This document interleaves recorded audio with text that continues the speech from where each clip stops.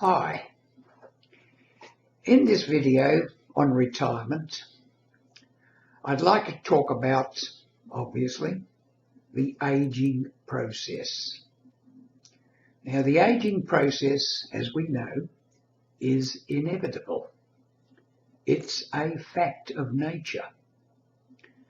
But there is talk about being able to delay the stages, and that's what I want to talk about now.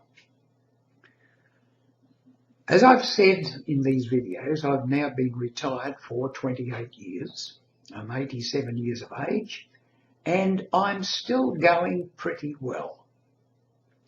Every time I look at my own face objectively, though, I know that it's an older face than it used to be. And of course, you've probably heard, if you watch these videos and other videos on retirement, there are various stages, referred broadly as the go-go stage, the go-slow stage, and the no-go stage. The go-go stage, of course, is when we first retire, and the earlier we retire, the better. That's been talked about almost ad nauseum. If you can retire at 55, do it. If you can retire at 60, do it. Don't wait until you're pushing up towards 70. Otherwise, the go-go stage will not be as long. That said, I don't want to sound pessimistic because my own so-called go-go stage lasted at least 20 years, from 59 to 79.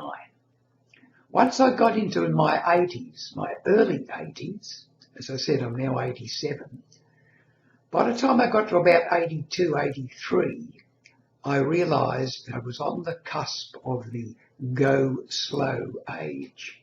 By that I mean I wasn't willing to travel as far, drive as far. My last trip overseas to present at a conference was in 1983,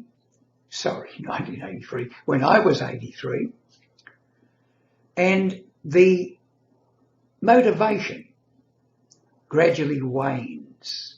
Another thing you will notice once you get to about 80, you'll develop the habit maybe of having an afternoon nap. I started that about 3 or 4 years ago, especially if I know I'm going to have a late night. If I know I'm not going to be home till 10 o'clock, 11 o'clock at night, I will have an afternoon nap of maybe an hour between, say, 2 and 3. This is commonplace because our energies do not recover quite as quickly when we're old as when we're young. With our physical strength, it diminishes very, very slowly, almost imperceptibly, until we suddenly find ourselves having to do something we haven't done for years, and that's when it comes home to us. I can recall vividly about 15 years ago, I got behind a fence and for some reason or other I'd locked myself inside and I decided to climb the fence. Now, as a young man, I'd have practically pole vaulted over that fence. As it was, in my 70s, I found it very, very hard to climb up onto the fence, pull myself over and drop down on the other side. And I'm still pretty athletic, so you can imagine how hard it would be for some people. We all age differently, but a lot of us bring aging upon ourselves earlier than we need to, simply because of laziness and our habits. We get into the habit of not walking. We drive as close as we can to where we've got to shop, for example.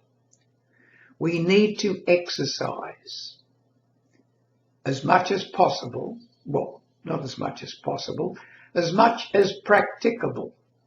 In other words, if you can do a 20 to 25 minute walk every second day, that's going to help you enormously. If you can go to the gym, even more so. If you can do some yoga stretches, even more so.